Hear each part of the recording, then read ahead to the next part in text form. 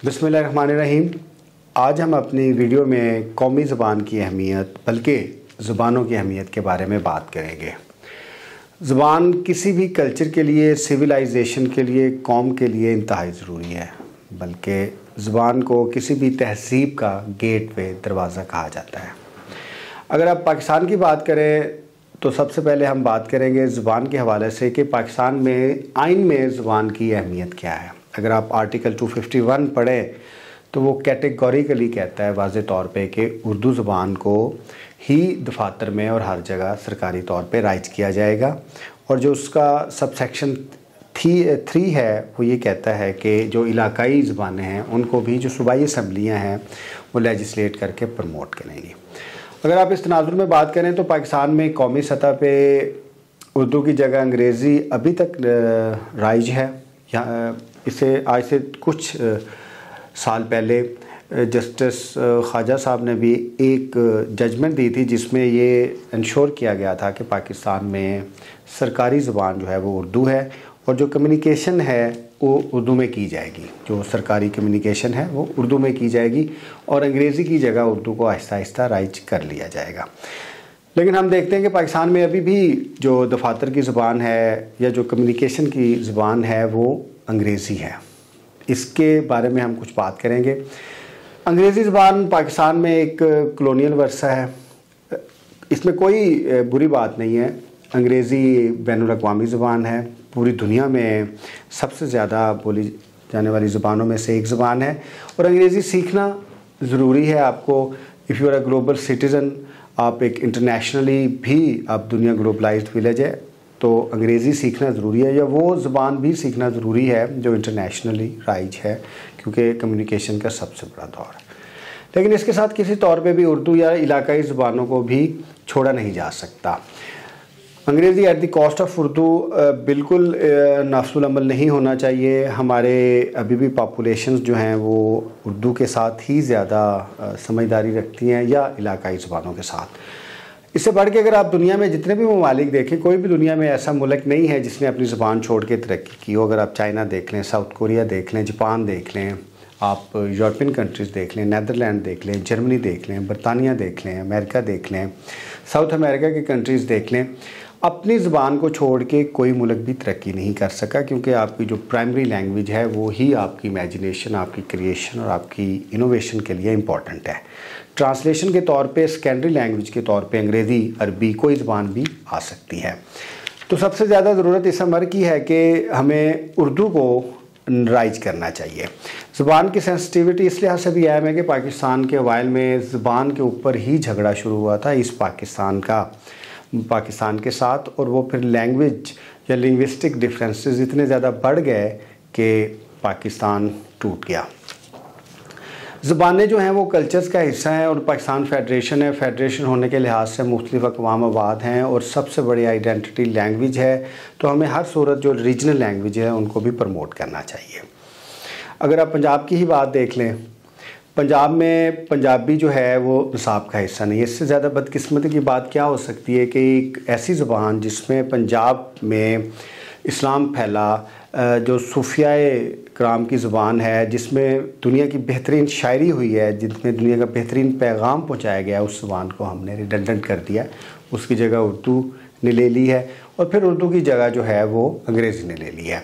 तो हमारी जो दोनों लैंग्वेजेज़ हैं, अगर आप पंजाब में रहते हैं या इवन दूसरे प्रोविंसेस में रहते हैं, तो रीजनल लैंग्वेजेस भी चैलेंजेस का शिकार हैं। जो हमारी नेशनल लैंग्वेज है वो भी चैलेंज का शिकार है।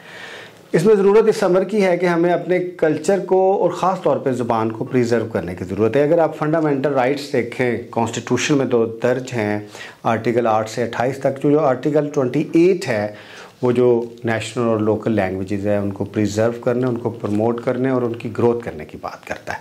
तो ये हमारी कॉन्स्टिट्यूशनल ऑब्लिगेशन है आर्टिकल 28 के तहत और 251 के तहत कि हम उर्दू और जो हमारी लोकल लैंग्वेजेस हैं, हमारी मकामी लैंग्वेजेस हैं, उनकी तरवीज करें, उनको प्रमोट करें, उनको ऑफिशियल लैंग्वेज भी बनाएं और उनको अपने कल्चर, आर्ट, लिटरेचर और आम टाइम की बात करें। इसमें अब 2-3 इश्यूज़ आ रहे हैं।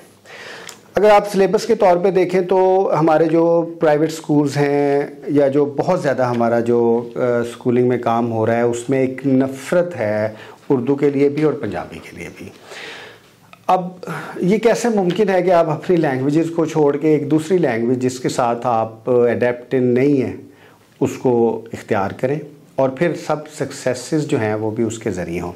आप CSS PMS के एग्ज़ाम्स देख लें या आप दूसरे जितने भी पब्लिक या प्राइवेट सेक्टर्स की जॉब्स देख लें, वो अंग्रेज़ी के मरहून मिन्नत हैं। बल्कि हमारे CSS और PMS के एग्ज़ाम्स में अगर आपको अंग्रेज़ी आती है तो you are a civil servant. आप जितने भी लायक हैं, अगर आपको अंग्रेज़ी नहीं आती तो आप CSS या PMS नहीं कर सकेंगे।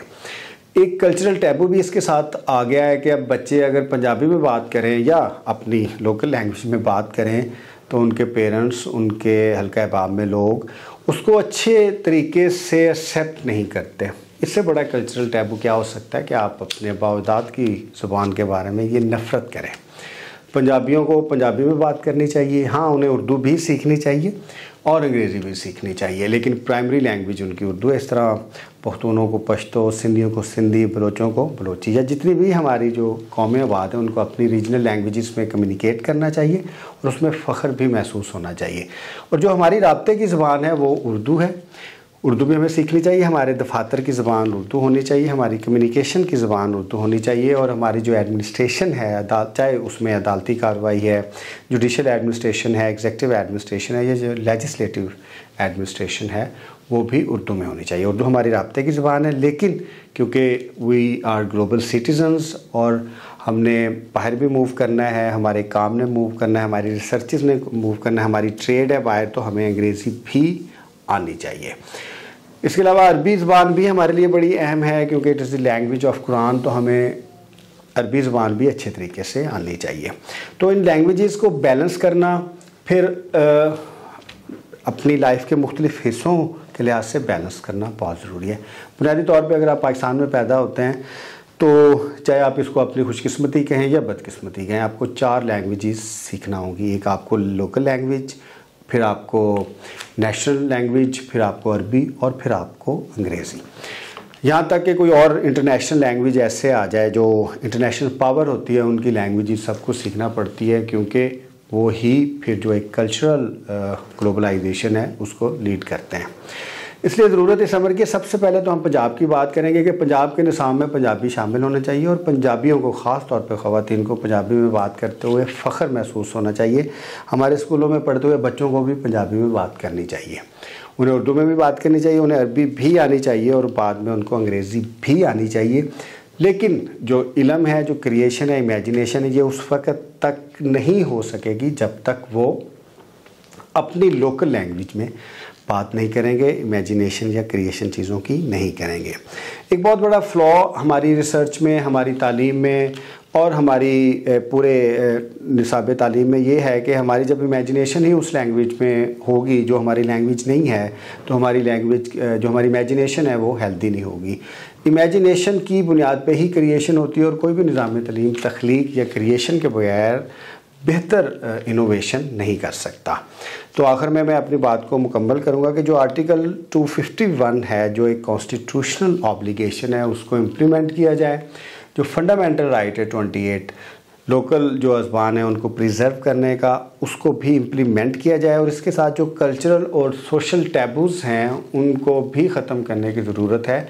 और पाकिस्तान की गवर्नमेंट को या जो कामयाब लोग हैं उन्हें फ़ख्र होना चाहिए ये तरवीज करते हुए कि आप पंजाबी में बात करें, पश्तो में बात करें, सिंधी में बात करें, बलोची में बात करें, उर्दू में बात करें, हाँ जब ज़रूरत पेश आए फिर अंग्रेज़ी में भी बात करें। और सोशली लास्ट में ये मैं कहना चाहूँगा कि जब पंजाबी आपस में मिलते हैं तो उन्हें पंजाबी में बात करनी चाहिए, उन्हें उर्दू या अंग्रेज़ी में बात करने की ज़रूरत नहीं है। हाँ जब पंजाबी, पश्तून, सिंधी, बलोची आपस में मिलें तो राब्ताकारी की ज़बान है, उन्हें उर्दू में बात करनी चाहिए।